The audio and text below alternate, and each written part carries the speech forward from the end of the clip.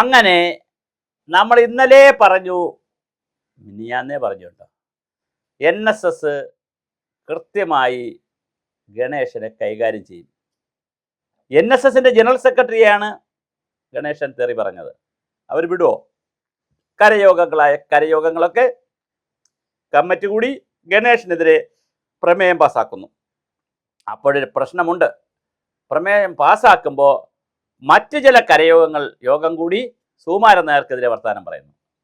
എന്തായാലും വലിയ ആത്മസംഘർഷത്തിലാണ് കരയോഗങ്ങളും taluk യൂണിയനുകളൊക്കെ.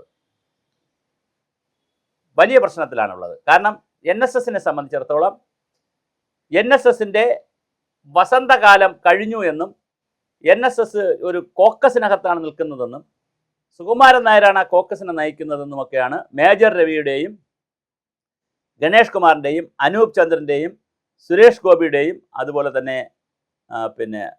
Indian president അങ്ങനെ പറഞ്ഞില്ല, പക്ഷേ ഇന്ത്യൻ പ്രസിഡന്റിൻ്റെയൊക്കെ ഒരു അഭിപ്രായം. ആനന്ദബോസ്, CV ആനന്ദബോസ്, അതായത് നായർ കമ്മ്യൂണിറ്റിയിൽപ്പെട്ട പ്രമുഖരായിട്ടുള്ള സെലിബ്രിറ്റികളും നടന്മാരും മന്ത്രിമാരും മുൻമന്ത്രിമാരും ഗവർണർമാരും മുൻ ഗവർണർമാരും വലിയൊരു വിഭാഗം ആളുകൾ, നായർ കമ്മ്യൂണിറ്റിയിൽപ്പെട്ട വലിയൊരു വിഭാഗം ആളുകൾ, നായർ സമുദായത്തിൽപ്പെട്ട ആളുകൾ വളരെ കൃത്യമായി ഇപ്പോൾ പ്രതികരിച്ചുകൊണ്ടിരിക്കുകയാണ്. ഓരോ ദിവസവും മേജർ രവിയൊക്കെ വല്ലാതെ പ്രതികരിക്കുകയാണ്. പുതിയ നായർ സർവീസ് സൊസൈറ്റി തന്നെ വേണം എന്ന് പറയുന്നുണ്ട്. നിലവിലുള്ള സമിതി രാജിവെക്കണമെന്നാണ് ഗണേഷ് കുമാർ ആവശ്യപ്പെടുന്നത്. അപ്പോൾ ഇതിനെതിരെ ശക്തമായി ഗണേഷ് കുമാറിനെതിരെ കരയോഗങ്ങൾ പ്രമേയങ്ങൾ പാസ്സാക്കി തുടങ്ങി. അപ്പോൾ വലിയ തർക്കമാണ് നടക്കുന്നത്. നമ്മൾ ഇഷ്ടപ്പെട്ടാലും ഇല്ലെങ്കിലും വലിയ സംഘർഷത്തിലേക്കാണ് കാര്യങ്ങൾ പോകുന്നത്. എന്തിനിങ്ങനെ പോകണം? ഈ സംഘടന ഉണ്ടാക്കിയ എന്തിനാണ്? മന്നത്ത് പത്മനാഭൻ ആചാര്യൻ ഈ സംഘടന ഉണ്ടാക്കിയത് ഹിന്ദു സമാജത്തിലും നായർ സമാജത്തിലുമുള്ള എല്ലാ പുഴുക്കുത്തുകളും ഇല്ലാതാക്കി അന്തസ്സോടെ നായർ സമാജക്കാരും നായന്മാരും ജീവിക്കണം. അതോടൊപ്പം നായന്മാർ മാത്രമല്ല ഹിന്ദു സമാജത്തിലുള്ള ആളുകളും. അതുകൊണ്ടാണല്ലോ ഡോക്ടർ പൽപ്പുവുമായിട്ടൊക്കെ ചേർന്നും അതുപോലെ തന്നെ അന്നത്തെ നമ്മുടെ മന്നത്ത് പത്മനാഭനും അന്നത്തെ SNDPയുടെ ആളുകളും കൂടി ചേർന്നിട്ട് വളരെ കൃത്യമായി ഹിന്ദു മണ്ഡലം പോലുള്ള പരിപാടികൾ കൊല്ലത്ത് സംഘടിപ്പിച്ചു. ഒരുപാട് കാര്യങ്ങൾ. ദേവസ്വം ബോർഡ് പ്രസിഡന്റായിരുന്നു മന്നത്ത് പത്മനാഭൻ. ദേവസ്വം ബോർഡ് അംഗമായിരുന്നു SNDPയിലുള്ള ആളുകൾ. അപ്പം അങ്ങനെ അവരെല്ലാം വെച്ചുകൊണ്ട് വലിയ മാറ്റം, അതായത് ഒരു സാമൂഹ്യ പരിഷ്കർത്താവിൻ്റെ തോതിൽ ഒരു സാമൂഹ്യ മാറ്റമാണ് ഇവരെല്ലാവരും ആഗ്രഹിച്ചതും ചെയ്തതും. പക്ഷേ വന്നത് വേറെയാണ് റിസൾട്ട്.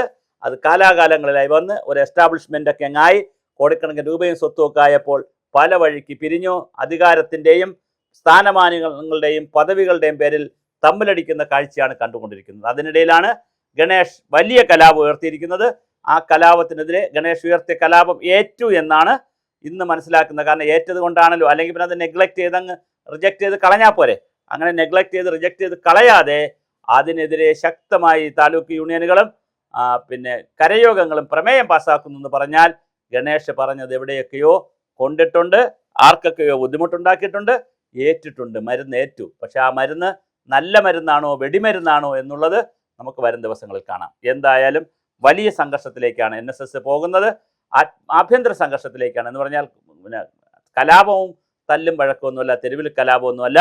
പക്ഷേ കലാപമെന്ന് പറയാൻ, അല്ലെങ്കിൽ തർക്കമെന്ന് നമുക്ക് പറയാതിരിക്കാനും പറ്റില്ല. കാരണം കഴിഞ്ഞ ദിവസം തിരുവനന്തപുരത്ത് മന്നം മെമ്മോറിയൽ ഹാളിൽ വെച്ച് നടത്താൻ ഇരുന്ന പരിപാടി ഗണേഷ് പങ്കെടുക്കുകയാണെങ്കിൽ അതിനെ എതിർക്കുമെന്ന് പറഞ്ഞുകൊണ്ട് അവിടെ ഉള്ളവർക്ക് ഹാള് മാറ്റി പോകേണ്ടി വന്നു, പ്രസ് ക്ലബിലേക്ക് പോകേണ്ടി വന്നു. അപ്പോൾ തീർച്ചയായിട്ടും ഫീൽഡിൽ പിരിമുറുക്കം തുടങ്ങിയിട്ടുണ്ട്.